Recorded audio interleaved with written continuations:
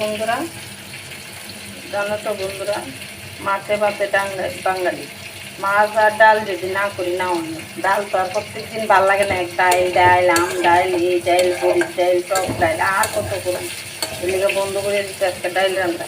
এদিকে কেউ কই ডাইল পাতরি, কেউ কই ডাইল মাখানি, ওইটার এখানে বয়াইছি।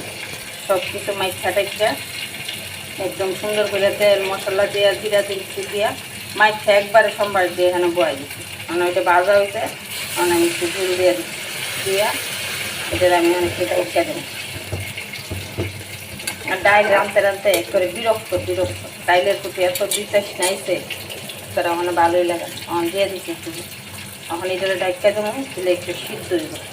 একটু সিদ্ধ হইলে তাই কাঠ এদিকে বয়াই দিচ্ছি একসঙ্গে মাছ বেগুন আর পেঁয়াজ কাঁচা লঙ্কা দিয়ে সম্বাই দিচ্ছি, দিয়ে একসঙ্গে সবাই দিলাম। মাছও ভাজুন একসঙ্গে, পেঁয়াজ সব দিয়ে সব একসঙ্গে দিয়ে মাছ ভাজতেছি, মাছ বেগুন একসঙ্গে দিয়ে লাগছে, দিয়ে ভাজা হইতেছে। তারপরে ভাজা হইলে একটু ঝোল দিলাম।